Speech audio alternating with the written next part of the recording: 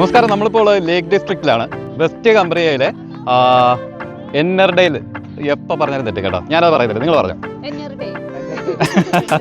അതെ, എന്നർഡെയിൽ എന്ന് പറഞ്ഞ സ്ഥലത്താണ് നമ്മളിപ്പോൾ വന്നിരിക്കുന്നത്. ഇവിടെ ഫുള്ള് ലേക്സ് ആണ് കേട്ടോ. ഈ സ്ഥലത്ത് എവിടെ പോയാലും ലേക്ക്, അതിന് ചുറ്റിപ്പറ്റി മലനിരകൾ, അങ്ങനെയുള്ള ഒരു കിടില സ്ഥലമാണ്. അപ്പോൾ ബെസ്റ്റിൻ്റെ പുതിയൊരു വീഡിയോയിലേക്ക് എല്ലാവർക്കും ഒരിക്കൽ കൂടെ സ്വാഗതം.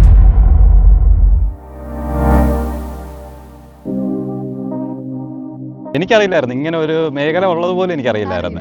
ആ എക്സ്പീരിയൻസിന്റെ ബേസിലാണ് എനിക്ക് ജോബ് കിട്ടിയത്.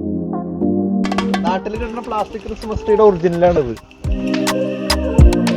അതെ, ശരിക്കും പറഞ്ഞാൽ ഞാൻ ഇന്നലെ അത് കേട്ട് ഞെട്ടി. ശരിയല്ലേ, ഓൾമോസ്റ്റ് സെയിമാ. അതെ അതെ അതെ, സംഭാവന കൊടുക്കാനായിട്ടുള്ള ഒരു ഭണ്ഡാരപ്പെട്ടി എന്ന് പറയുന്നത്. നമ്മളിവിടെ എവിടെ ക്യാമറ വെച്ചാലും അതെല്ലാം വ്യൂ ആണ്.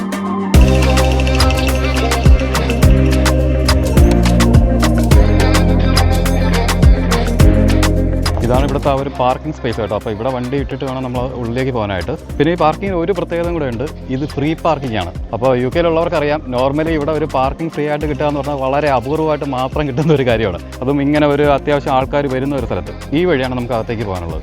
ഇവിടെ നമ്മൾ വരുമ്പോൾ തന്നെ കണ്ടോ, ഇവിടെ ഡീറ്റെയിൽസ് എല്ലാം എഴുതി വെച്ചിട്ടുണ്ട്, വെൽക്കം ടു എന്നർഡെയിൽ എന്ന് പറഞ്ഞിട്ട്. പിന്നെ നമ്മൾ ആ ട്രെക്കിങ്ങിൻ്റെ പാത്തും പിന്നെ അങ്ങനെയുള്ള കാര്യങ്ങളൊക്കെയാണ് ഈ മാപ്പിൽ കാണിച്ചേക്കുന്നത്. അപ്പോൾ ഇതൊക്കെ നോക്കി പോകുകയാണെങ്കിൽ നമുക്ക് കൃത്യമായിട്ട് പോയി സേഫായിട്ട് തിരിച്ച് വരാൻ പറ്റും. ആ വ്യൂ ട്രെയിൽസിലേക്ക് ഇവിടെ നിന്ന് 1.5 മൈൽ ദൂരം ഉണ്ടെന്നാണ് പറയുന്നത്. അത് ഏകദേശം 45 മിനിറ്റ് പോക്കാണ്. എന്നാൽ നമ്മൾ ഈ ഒരു ലേക്കിനെ ചുറ്റി കറങ്ങി വരണമെങ്കിൽ 6.5 മൈൽ ദൂരമുണ്ട്. ഇവിടെ തന്നെ ഇതുപോലെയുള്ള സൈൻ ബോർഡ്സ് ഒക്കെ ഉണ്ട് കണ്ടോ, പബ്ലിക് ഫുട് പാത്ത് എന്നൊക്കെ എഴുതി വെച്ചിട്ടുണ്ട്. നമ്മളിങ്ങോട്ട് കയറി വരുമ്പോൾ തന്നെ ഈ സൈഡിലായിട്ട് നമുക്ക് ഈ റിവറിൻ്റെ ആ ഒരു വ്യൂ ഉണ്ട് കേട്ടോ. നല്ല രസമാണ് ഇവിടെ നിന്ന് കാണാൻ. കണ്ടോ, ചെറിയൊരു വെള്ളച്ചാട്ടം പോലെയുണ്ട്. ഇത് നമ്മൾ അങ്ങോട്ട് പോകുന്ന വഴിക്ക് കണ്ട ആ ഒരു ഫാം ഹൗസിൻ്റെ എൻട്രിയാണേ. അപ്പോൾ ഇങ്ങോട്ട് നമുക്കാർക്കും എൻട്രൻസ് ഇല്ല.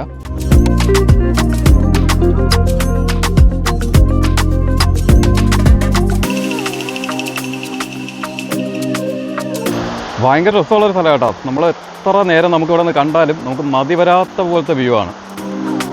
ഇതുണ്ടോ, ശരിക്കും 2 മലകളുടെ ഇടയിൽ കൂടെയാണ് ഈ റിവർ പോലെ ഇതിങ്ങനെ വരുന്നത്. കുട്ടികൾ നിന്ന് കളിക്കുന്നുണ്ടോ അവിടെ.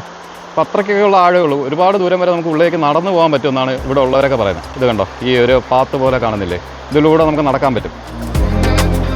അപ്പോൾ അതിവിടെ കൊണ്ട് അവസാനിക്കുകയാണ്. പിന്നെ ബാക്കി ഇവിടെ നിന്ന് ഓവർഫ്ലോ ആയി വരുന്ന വെള്ളം ഇതേ ഈ പാലത്തിനടിയിലൂടെ പോവാണ്.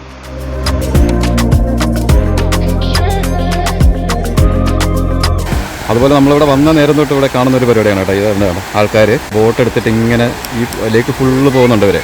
അപ്പോൾ എന്നൊക്കെ ഒന്ന് ആഴമില്ലാത്ത കുറേ ദൂരം വരെ നമുക്ക് പോകാൻ പറ്റും. അമ്മൻ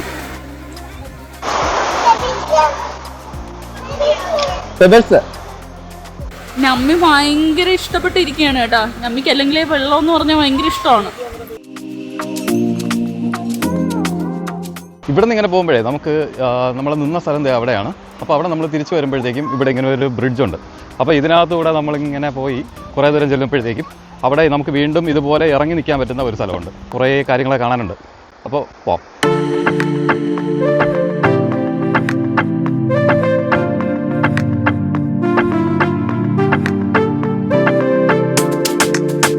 ബിബിന് ഞാനും വർഷങ്ങളായിട്ട് ഒന്നിച്ച് വർക്ക് ചെയ്ത ആൾക്കാരാണ് കേട്ടോ. ഞങ്ങൾ പണ്ട് ട്രിവാൻഡ്രത്ത് വർക്ക് ചെയ്യുന്ന സമയത്ത് അറൗണ്ട് 8-10 കൊല്ലം നമ്മൾ ഒന്നിച്ചുണ്ടായിരുന്നു. അത് കഴിഞ്ഞ് ബിബിൻ മലേഷ്യയിലേക്ക് പോയി. പിന്നെ അത് കഴിഞ്ഞ് വീണ്ടും UK ഇങ്ങോട്ട് തിരിച്ചു വന്നിരിക്കുകയാണ്. റീയൂണിയനാണ്. അതെ. ബിബിൻ അപ്പോൾ ഇങ്ങോട്ട് മൂവ് ചെയ്തിട്ട് എത്ര കാലമായി? ഞങ്ങൾ വന്നിട്ടൊരു 3 ഇയർ കഴിഞ്ഞു. 3 ഇയർ കഴിഞ്ഞു. 3 ഇയർ മലേഷ്യയിലുണ്ടായിരുന്നു. എങ്ങനെയുണ്ട് കംബ്രിയ? നമ്മുടെ കംബ്രിയ കൊള്ളാം. ഇവിടെ നല്ല പീസ്ഫുള്ളാണ്. കമ്പാരിറ്റീവ്ലി ആൾക്കാരുടെ എണ്ണമൊക്കെ ഇവിടെ ഭയങ്കര കുറവാണ്. ട്രാഫിക് അങ്ങനത്തെ ഒക്കെ കുറവാണ്. പിന്നെ കോസ്റ്റ് ഓഫ് ലിവിങ് വെച്ച് നോക്കുമ്പോൾ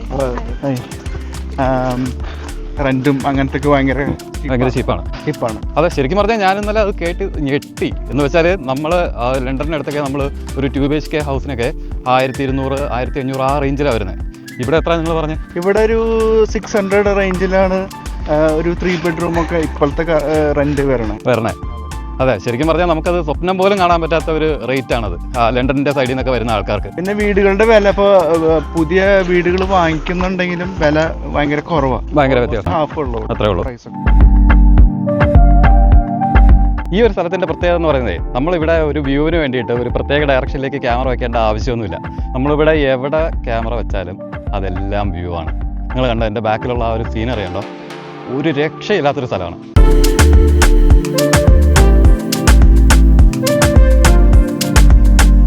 കുറച്ചും കൂടെ വരുമ്പോഴത്തേക്കും നമ്മൾ നേരത്തെ പറഞ്ഞ ആ ഒരു സ്ഥലം എത്തിയിട്ടുണ്ട് കേട്ടോ. ഇവിടെ നമുക്ക് കുറച്ച് നേരം റെസ്റ്റ് എടുക്കാനൊക്കെയുള്ള ഒരു സൗകര്യമുള്ള ഒരു സ്ഥലമാണ്. ഈ ലേക്കിൻ്റെ തൊട്ടിപ്പുറത്ത് ഈ സൈഡിലായിട്ട് ഇവിടെ ഫാമാണ് കണ്ടോ. ഇതിനകത്ത് അങ്ങായിട്ട് എല്ലാം ചെമ്മരിയാടുകൾ നിൽക്കുന്നുണ്ട്, കാണുന്നുണ്ടോ നിങ്ങൾ? ബേസിക്കലി ഇതൊരു ഫാം ഏരിയ തന്നെയാണ് കേട്ടോ. നമ്മൾ ഈ കാണുന്ന മലകളുടെ എല്ലാം ചെരുവിൽ ഉള്ളു ഫാം ഹൗസുകളും അതിൻ്റെ കൂടെ തന്നെ ഈ പറയുന്ന ചെമ്മരിയാടുകൾ, കന്നുകാലികളെല്ലാം നിറഞ്ഞു നിൽക്കുന്ന കാഴ്ചകളാണ് നമുക്കിവിടെ കാണാൻ പറ്റുന്നത്. ഇവിടെ ചെറിയൊരു ബ്രിഡ്ജ് ഉണ്ട് കേട്ടോ. അതിവിടെ നിന്ന് വെള്ളം വരുന്ന ചെറിയൊരു ചാലാണ് കേട്ടോ. അപ്പോൾ അത് ക്രോസ് ചെയ്യാനായിട്ട് നമുക്കിത് ഈ തടിയിലുള്ള ബ്രിഡ്ജിലൂടെ നടന്ന് ഇപ്പുറത്ത് പോകാൻ പറ്റും. ഇവരെല്ലാം നേരത്തെ വന്ന് ഇവിടെ ഇരിപ്പുണ്ട്.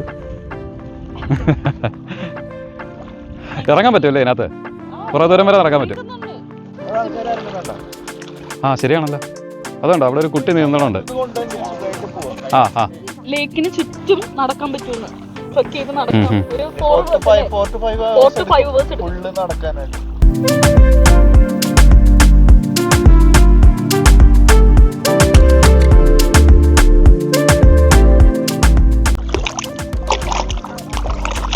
നമുക്ക് ഇവിടുന്ന് പതുക്കെ ലേക്കിലോട്ടൊന്ന് ഇറങ്ങി നോക്കാം കേട്ടോ. അങ്ങനെ ഭയങ്കരപ്പെട്ട തണുപ്പൊന്നുമില്ല. നമുക്ക് അത്യാവശ്യം നമ്മുടെ പൈപ്പിലൊക്കെ വരുന്ന ആ ഒരു വെള്ളത്തിൻ്റെ തണുപ്പ് മാത്രമേ ഉള്ളൂ.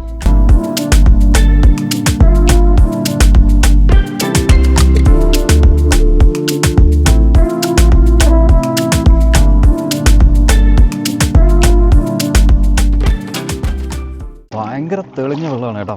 തെളിഞ്ഞ വെള്ളം എന്ന് പറഞ്ഞാൽ ക്രിസ്റ്റൽ ക്ലിയർ ആണ് കണ്ടോ. ഇതിൻ്റെ അടിത്തട്ടെല്ലാം നമുക്ക് ക്ലിയർ ആയിട്ട് കാണാൻ പറ്റുന്നുണ്ട്.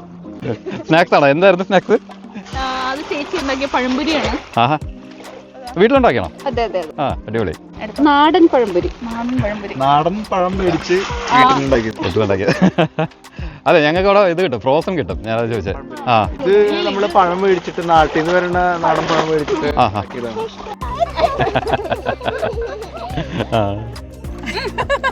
ഒരു പേടിയുണ്ട്.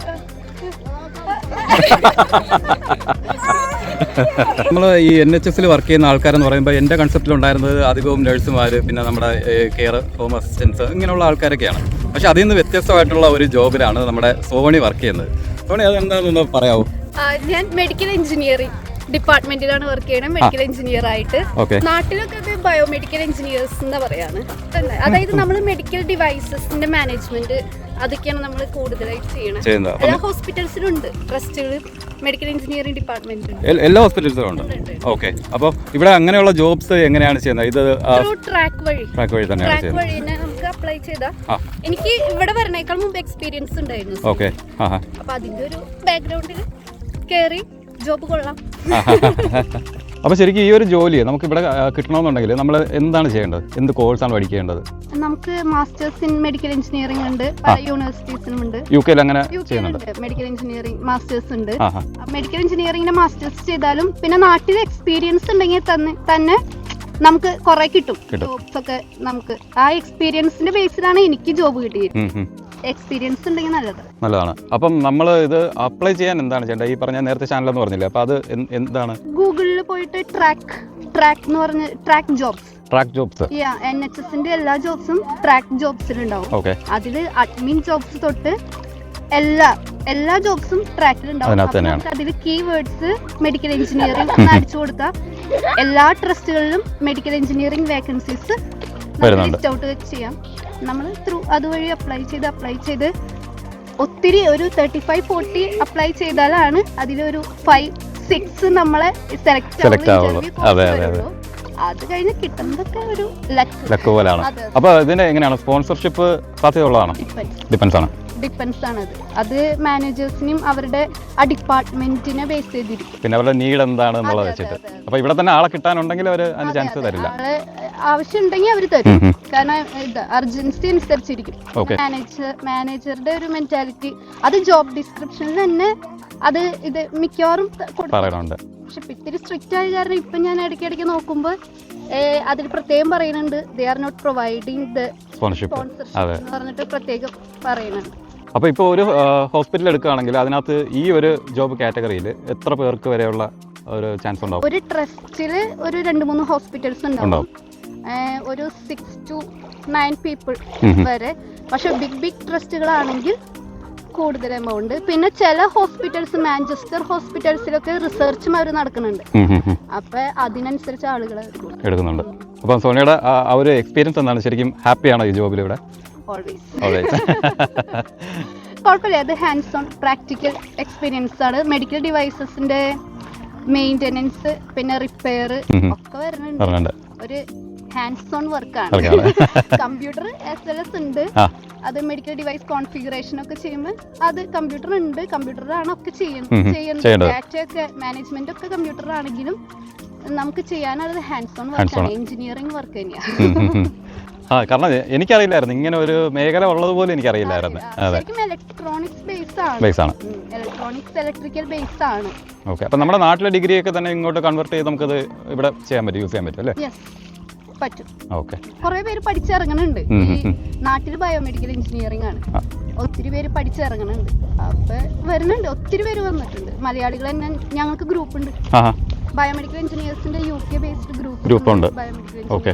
അപ്പം വേക്കൻസീസ് ഒക്കെ വരുവാണെങ്കിൽ അതിനകത്ത് അവർ അപ്ഡേറ്റ് ചെയ്യും വരുന്നുണ്ട്. ഓക്കെ, അതൊരു പുതിയ ഇൻഫർമേഷൻ ആണ്. അടിപൊളി. അപ്പോൾ എന്തായാലും ഹാപ്പി ആയിട്ടിരിക്കും. നിങ്ങളിതൊന്ന് ട്രൈ ചെയ്ത് നോക്കാം കേട്ടോ. കാരണം ഒരുപാട് വേക്കൻസീസ് ഉണ്ട് ഇപ്പോഴും എന്നാണ് അറിയുന്നത്. അപ്പോൾ അതൊരു നല്ല മേഖലയായിട്ടാണ് എനിക്ക് തോന്നിയത്. അപ്പോൾ എന്തായാലും അതൊന്ന് ട്രൈ ചെയ്ത് നോക്ക്. ഞാൻ ഇങ്ങോട്ട് വരുന്ന കണ്ട എന്റെ പേര് ഏതാ? മറ്റേ നാട്ടില് പാടാമല്ലി അല്ലേ? ആണോ? അതാണോ?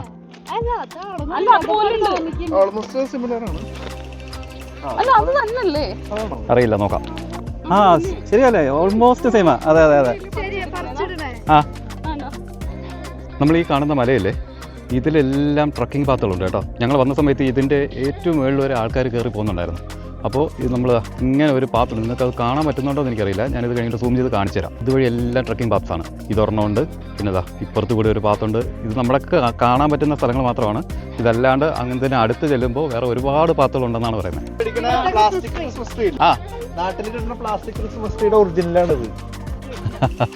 അടിപൊളി. വെറുതെ നിൽക്കുക അല്ലേ പറഞ്ഞത്?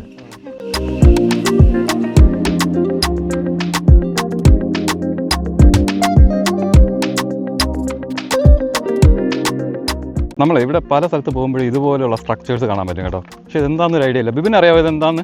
ഇത് ആക്ച്വലി ഒരു സംഭാവന കൊടുക്കാനായിട്ടുള്ള ഒരു ഭണ്ഡാരപ്പെട്ടി എന്ന് പറയുന്നത് സംഭവം. ഇവിടെ പലരും ട്രക്കിങ്ങിന് വന്നിട്ട് ഒറ്റപ്പെട്ട് കാറ്റും ഇതൊക്കെ വരുമ്പോൾ ഒറ്റപ്പെട്ട് പോകും. അപ്പൊ അവരെ റെസ്ക്യൂ ചെയ്യാനായിട്ട് അവരുണ്ടാക്കിയിരിക്കുന്ന ഒരു പൈസ ഇടാനായിട്ടുള്ള ഒരു സാധനമാണ്. അപ്പൊ ഇതില് കളക്ട് ചെയ്യുന്ന പൈസ വെച്ചിട്ടാണ് അവര് റെസ്ക്യൂ ഓപ്പറേഷൻസ് ചെയ്യുന്നത്. അപ്പോൾ ഇതാണ് സംഭവം കേട്ടോ. ഇതുവഴിയാണ് ഡൊണേഷൻ, നമ്മൾ കോയിൻസ് ആണെങ്കിലോ നോട്ട്സ് ആണെങ്കിലോ ഇതുവഴി നമുക്ക് ചെയ്യാം. അതല്ലാന്നുണ്ടെങ്കിൽ ഈ QR കോഡ് സ്കാൻ ചെയ്തിട്ട് നമുക്ക് ചെയ്യാൻ പറ്റും. അതുപോലെ ഈ സാധനം ഞാൻ അങ്ങോട്ട് പോയപ്പോൾ ശ്രദ്ധിച്ചത് ഇതെന്തായിരുന്നു? ഇത് അവരുടെ കുറച്ച് മാഗസിൻസ് റെസ്ക്യൂ ടീമിന്റെ ബുക്ക്ലെറ്റ്സ് ആണ്. ഓക്കെ.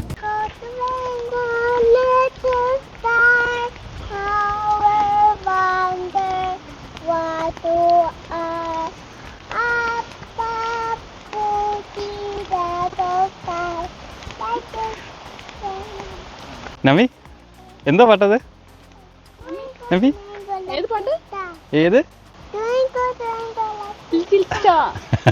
അപ്പോൾ അടുത്തൊരു കിടിലം വീഡിയോ ആയിട്ട് കാണും വരെ ബൈ, ടേക്ക് കെയർ.